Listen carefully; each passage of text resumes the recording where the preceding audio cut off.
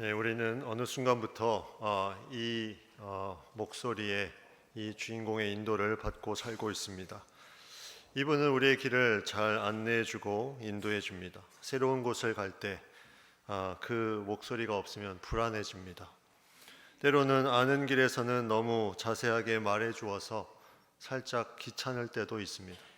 그러나 새로운 길에서 또 업그레이드가 안 돼 있으면 침묵하시는 경우도 있습니다. 네, 이분은 바로 내비게이션에서 흘러나오는 이 미지의 여성의 목소리입니다. 이 내비게이션의 핵심은 GPS라고 하는데 글로벌 포지셔닝 시스템, 위치 항법 시스템으로 인공 이성을 위에 쏴가지고 가장 가까운 이성의 4가지 정도를 이제 가까운 위치에 있는 것을 전달을 받으면 나의 위치가 어디에 있고 내가 어떻게 가야 되는지를 알려줍니다. 그래서 몇 미터 앞에서 우회전하세요. 앞에 단속 구간입니다. 속도를 줄이세요. 또 요철이 있습니다. 다양한 부분들을 알려주면서 우리의 삶의 방향을 지시해 줍니다. 이러한 내비게이션과 같은 삶이라면 얼마나 편하겠습니까? 내가 어디로 가야 될지 모를 때 좌회전하세요. 우회전하세요. 지금은 잠깐 속도를 늦추세요. 또 지금은 앞에 요철이 있습니다. 위험한 상황입니다. 이러한 삶이라면 얼마나 좋겠습니까? 또 한 사람이 있는데 이제 이 사람은 세르파라고 하는 이제 알프스 산맥 같은 험한 산맥을 등반하는데 필요한 그런 길 안내자입니다. 이분들은 이제 히말라야 고산 등반에서 안내인 역할을 하는데 티베트족 계열의 이제 네팔 사람들이 이제 주로 이분들인데 처음에는 짐을 나르는 사람으로 도움을 주는 사람이었다가 이제 길을 너무 잘하니까 그 험한 산길을 안내해 주는 사람으로 이제 이들이 일을 하게 됩니다. 그래서 한 2만여 명이 있다고 해요. 이 사람들이 험한 산을 오르는 사람들에게 이렇게 길을 안내해 주는데 처음에 이 험한 산을 오르는 사람들에게는 이분들이 너무나 중요합니다. 이분들이 없으면 어디로 가야 될지 모르기 때문에 너무나 중요한 사람이죠. 우리의 삶에서 이러한 세르파와 같은 그런 존재가 있는 것도 너무나 귀합니다. 내비게이션이나 세르파와 같은 존재, 우리의 삶에 이러한 존재가 있으면 내가 어디로 가야 될지, 또 내가 앞에 인도하는 그 사람을 따라가면 험한 데로 가지 않고 잘 갈 수 있겠구나 하는 생각을 갖게 됩니다. 정말 이러한 삶이 좋을까? 예, 좋겠죠. 왜냐하면 고민이 많은 사람들은 내가 이 길인가 저 길인가 이렇게 안내해 주는 것이 너무나 편하게 느껴질 수 있습니다. 근데 이것이 하나님의 우리의 삶을 인도하는 방법은 아닙니다.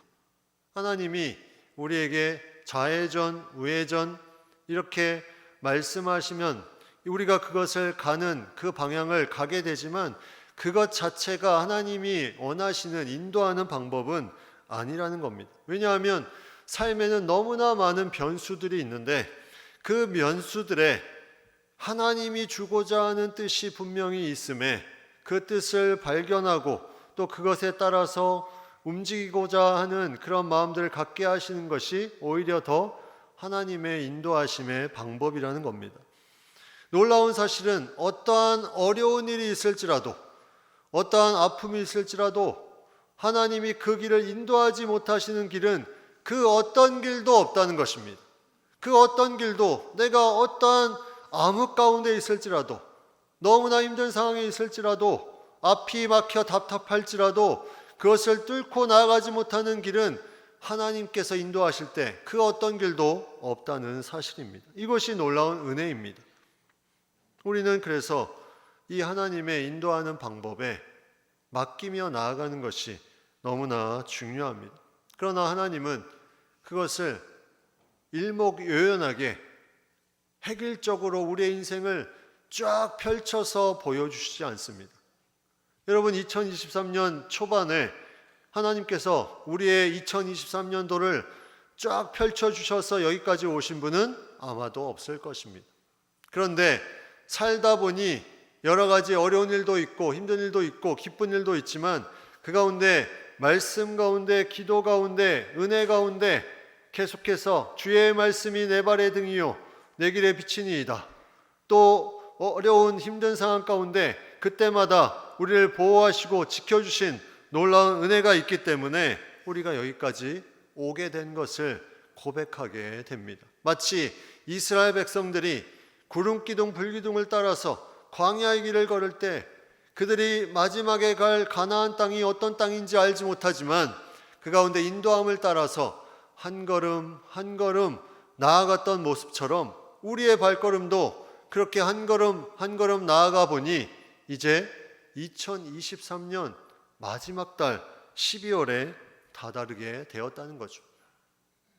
하나님은 그런 면에서 우리의 삶의 모든 것을 우회전 좌회전 하시는 분이 아니라 그때마다 그 일상마다 우리를 인도하시고 보호하시고 지키시는 놀라운 은혜들을 우리에게 베푸시는 분임을 우리가 고백하게 되는 것입니다.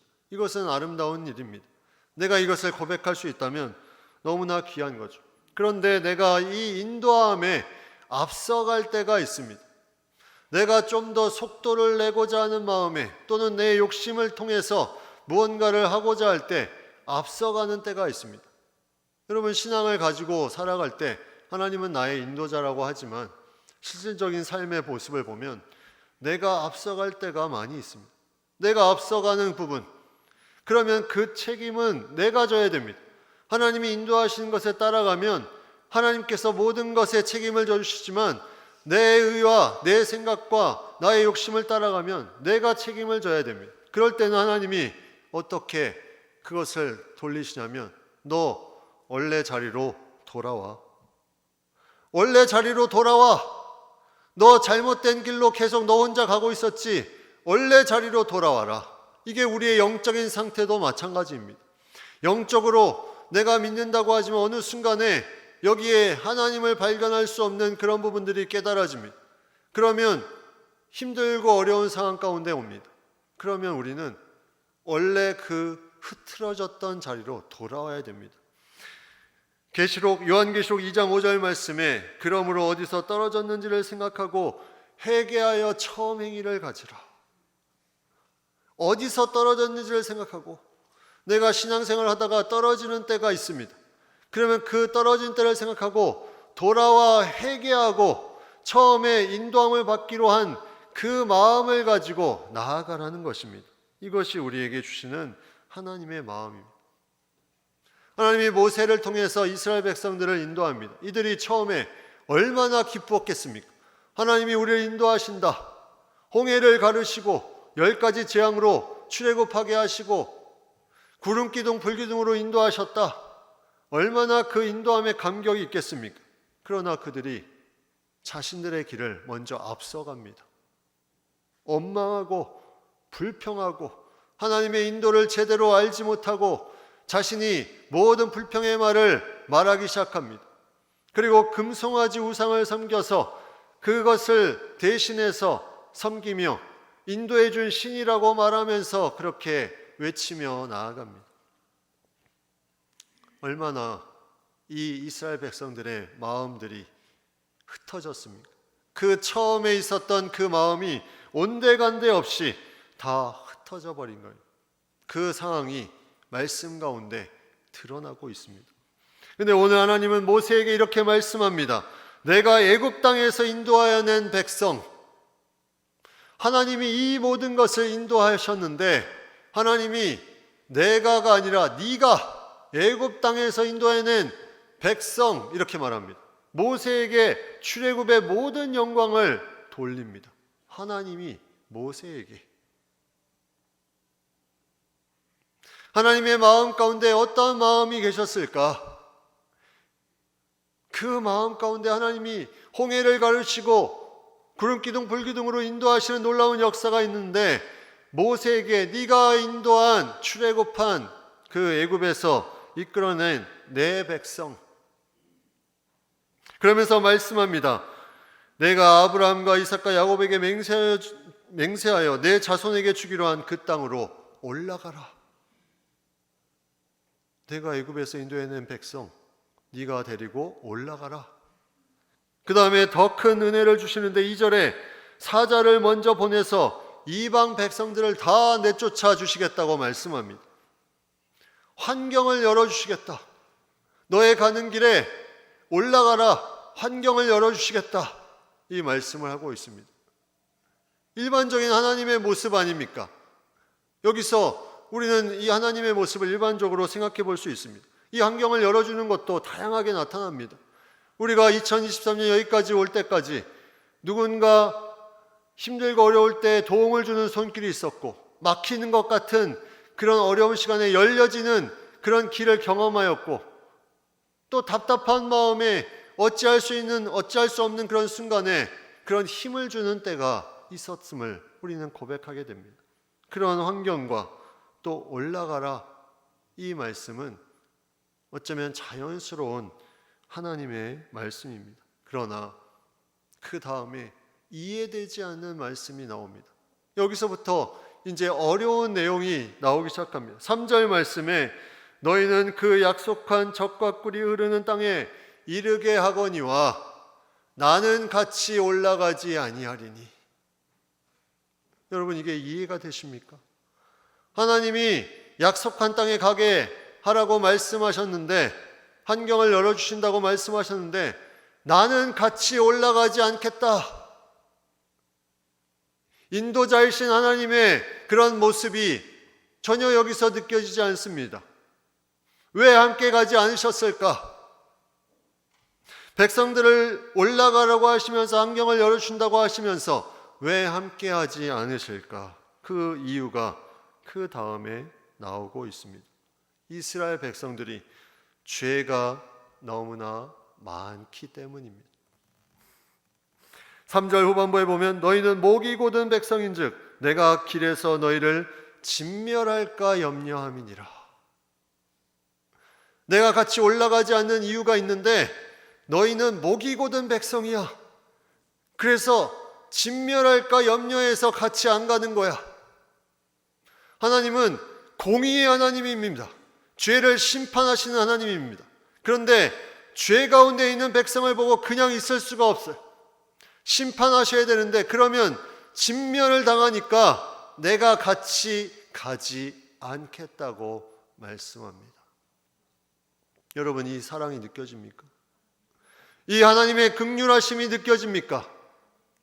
내가 미워서가 아니라, 이스라엘 백성이 미워서가 아니라 너희를 진멸할 것 같아서 내가 잠깐 떠나 있겠다. 같이 올라가지 않겠다. 여러분, 만약에 우리의 삶을 돌아보십시오. 계속해서 하나님이, 공의의 하나님이 함께 했다면 아마 여기에 진멸되지 않은 사람이 없을 것입니다. 하나님이 떠나 계시는 그 시간이 우리에게도 있었다는 것입니다. 나는 죄를 범해서 왜 하나님이 나를 인도하시지 않을까 하지만 그것이 은혜라는 거예요. 그렇지 않으면 진멸당하기 때문에 하나님의 긍휼이 여기에 있습니다. 하나님의 긍휼하심. 우리가 2023년을 쭉 달려오면서 우리가 어떠한 삶을 살아왔는지 하나님은 아시는데, 때로는 하나님이 없는 것처럼 느껴지는 때가 있습니다. 때로는 내가 이렇게 힘든 상황 가운데 있는데 아니 왜 나를 그냥 두실까? 그 이유 가운데 우리가 성찰해야 되는 분명한 한 가지가 뭐냐면, 내가 하나님 앞에 죄를 가지고 있는 부분이 있지 않은가? 만약 그렇다면 하나님은 공의의 하나님이시기 때문에 죄를 심판하셔야 되기 때문에 우리를 진멸하실까 봐 우리를 떠나 계셨던 그 시간이 있을 수도 있다는 거죠. 여러분, 이거는 너무나 중요한 부분입니다. 하나님이 떠나 계시는 것, 함께 하시지 않는 인도자, 이것이 목이 곧은 백성에게는 은혜라는 말입니다. 그래서 악인들이 형통하고 악한 자들이 저렇게 악을 행하는데도 그냥 있는 것은 그냥 하나님이 가만히 계시는 것이 아니라 그 악한 자도 돌이키시고자 하는 하나님의 긍휼로 떠나 계신다는 것을 우리는 생각할 수 있습니다. 베드로후서 3장 15절, 또 우리 주의 오래 참으심이 구원이 될 줄로 여기라. 악한 자가 잡혀서 옥에 가서 회심하며 하나님의 백성이 됩니다. 나의 삶에 죄 가운데 있는 삶이 주변의 귀한 사람들의 인도함을 받아서 회심하여 구원에 이르는 백성이 됩니다. 그 전에 하나님이 떠나 계셨다면 나의 죄로 진멸하지 않게 하기 위해서 하나님이 그 시간에 떠나 계셨음을 우리가 생각해 봐야 된다는 거죠. 이것이 하나님의 사랑입니다. 이것이 하나님의 우리를 향한 사랑으로 느껴져야 됩니다. 하나님이 함께 하시지 않는 그 시간, 이것이 우리에게 은혜임을 우리가 고백해야 됩니다. 함께 하시지 않는 인도자, 함께 하시지 않는 인도자, 이게 역설적입니다. 내가 너희를 진멸할까 염려해서 함께 올라가지 않을 것이다. 그러면서 말씀합니다. 4절에 백성이 이 준엄한 말씀을 듣고 슬퍼하여 한 사람도 자기의 몸을 단장하지 아니하니 하면서 그 안에 장신구들이 있는데, 이 장신구들은 애굽에서부터 가져온 그 우상에 대한 어떤 의미를 두는 그런 하나님의 뜻을 어기는 부분들입니다. 이것들을 금송아지 사건 이후에 계속 몸에 달고 다녔습니다. 이런 장신구들, 이것들을 하지 않겠다고 백성들이 그때 슬퍼하며 하나님 앞에 간구하며 나옵니다. 그런데 하나님은 다시 모세를 통해서 강하게 말씀합니다. 너희는 목이 곧은 백성인즉 내가 한순간이라도 너희 가운데 이르면 진멸하리니. 하나님이 떠나 계시는 이유가 여기에 있습니다. 너희를 진멸하지 않기 위해서. 그런데 역사적으로 어떠한 일이 일어납니까? 이 부분을 통해서 하나님께서 마음에 여러 가지 생각들을 가지고 그리하면 내가 너에게 어떻게 할 것인지 너희가 그 행하는 것을 보고 정하겠노라 말씀하시면서 나아갔을 때 그들이 몸에 있는 모든 장신구들을 다 이제 제거하게 됩니다. 그 모습을 통해서 어떻게 할 것인지 정하겠노라.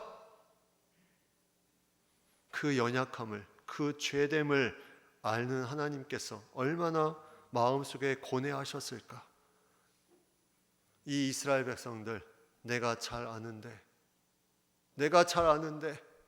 얼마나 고뇌하셨을까. 그럼에도 하나님께서 그 장신구를 떼어내는 그 회개하는 부분을 통해서 동행하십니다. 역사적으로 보면 이스라엘 백성들은 그 이후에 바로 또 죄를 범합니다. 그들이 원망하며 불평하며 이것이 가나안 정탐 이후에 극으로 달해서 자신들이 왜 여기에 와서 이런 어려움을 당해야 되느냐, 가나안 땅에 그런 거대한 족속들이 있는데 내가 왜 거기서 죽어야 되느냐 원망하기 시작합니다. 결국 그들은 진멸을 당합니다. 여호수아와 갈렙 외에는 그 누구도 그 땅에 들어갈 수 없다. 하나님이 그 인간의 악함을, 그 죄됨을 알기에 떠나 계시는 것이 은혜였다는 것이 거기에 나타납니다. 죄를 가지고 살아가는 백성들에게 떠나 계시는 이유, 그들에게 약속하신 땅을 들어가게 하기 위해서. 그 사랑이 깨달아집니까? 그 사랑이 느껴집니까? 내가 죄 가운데 있는데 아무 일도 일어나지 않아. 괜찮구나. 내가 이렇게 살아도 괜찮구나가 아니라 하나님이 너무나 안타까운 마음을 가지고 계시면서 떠나 계시는 그 순간들이 우리에게 생각됩니까? 그렇지 않으면 진멸될 수 있다니까요. 진멸될 수 있다. 하나님의 인도하심이 내비게이션과 세르파와 같을 수가 없습니다. 비교할 수 없습니다. 하나님의 사랑이 여기에 놀라운 사랑으로 우리에게 다가옵니다. 하나님의 백성들을 끝까지 갈 수 있도록 공의의 하나님이 그것을 감당할 수 없는 죄들이 있는 그 백성들을 심판하지 않기 위해서 떠나 계시는 그 하나님의 하나님 되심을 내려놓으시는 그 사랑을 우리가 아냔 말입니다. 모세는 그 하나님의 마음을 알았습니다. 모세는 금송아지 사건 때도 하나님의 말씀으로 심판하고자 하는 하나님의 마음을 돌리셨습니다. 뜻을 돌이키사. 오늘 본문에도 모세는 하나님과 대면하여 말하기 시작합니다. 그리고 하나님의 마음을 돌려놓습니다. 가장 큰 이유가 이 하나님의 마음을 알았기 때문입니다. 사람이 미워서 떠난 것이 아니라 진멸하지 않기 위해서 떠난 것임을 알았기 때문에 모세는 이렇게 15절, 16절에서 말합니다. 모세가 여호와께 아뢰되 주께서 친히 가지 아니하시려거든 우리를 이곳에서 올려보내지 마옵소서. 나와 주의 백성이 주의 목전에 은총 입은 줄을 무엇으로 알리이까? 주께서 우리와 함께 행하심으로 나와 주의 백성을 천하 만민 중에 구별하심이 아니니까. 하나님의 하나님 되심을 알리기 위해서 하나님께서 우리의 모든 모습을 보시고 다시 동행해달라고 간구하며 나아가고 있습니다. 하나님의 마음을 가장 잘 아는 모세가 그 아픈 마음을 가지고 내가 너희와 함께 올라가지 아니하리라는 그 말씀에 모세가 다시 그 하나님의 마음을 헤아리며 기도합니다. 우리가 여기까지 온 것이 1절에 내가 애굽에서 인도하여 낸 내 백성이라고 모세를 세워주셨지만 내가 아니라 하나님이 인도하셨습니다. 하나님이 인도하셨기에 하나님이 함께 하셔야 이 모든 것을 알리고 선포할 수 있습니다. 하나님의 인도하심의 차원을 너무나 얕게 보지 마십시오. 지금 하나님이 나와 함께 하지 않는다고 그렇게 내가 느낄지라도 하나님의 인도하심은 더 높고 더 차원이 높게 우리에게 사랑을 베풀고 계십니다. 이 믿음이 우리에게 있어야 됩니다. 그런 의미에서 볼 때 예수님의 탄생도 우리가 같이 한번 생각해 볼 수 있습니다. 예수님의 탄생이 왜 시끌벅적한 도시에서 예수님이 오시지 않고 왜 저기 사람이 없는 마국간에서 태어나셨을까? 그 마국간에서 태어날 때도 그렇게 죄 많은 인간들이 태어나지 못하게 막았는데 만약 시끌벅적한 도시에서 태어났다면 하나님의 공의의 심판이 그 많은 사람들에게 일어나지 않았을까? 그래서 하나님은 그들을 사랑하셔서 저 마국간에 저 한적한 곳에 아무도 진멸하지 않기 위해서 그 땅에서 조용히 이 땅에 오신 것이 아닐까? 우리는 하나님의 마음을 깊이 생각해야 됩니다. 내가 2023년을 보내면서 내가 하나님의 인도함을 받을 때 내가 먼저 중요하게 해야 될 부분이 있습니다. 인도함이 없다는 생각이 있다면 내 안에 죄를 살펴야 됩니다. 구약시대에 부정한 사람들은 성전에 가까이 할 수 없었습니다. 그들이 정결함을 받는 그 이후에 성전에 와서 하나님의 뜻을 알 수 있고 인도함을 받을 수 있었습니다. 그 하나님의 마음이 신약시대에 사라지지 않았습니다. 우리가 하나님의 인도함이 없다고 생각하면 우리가 부정한 부분들을 정결하게 다듬어야 됩니다. 나의 장신구, 나의 우상을 다 제거해야 됩니다. 그것이 하나님의 인도함을 제대로 받는 길입니다. 하나님은 우리를 너무나 사랑하셔서 때로는 떠나 계시겠다. 너희가 마음대로 인도함을 받는 나의 손길을 의지하지 않고 마음대로 가니 떠나 계시겠다. 다시 우리가 원점으로 돌아와야 됩니다.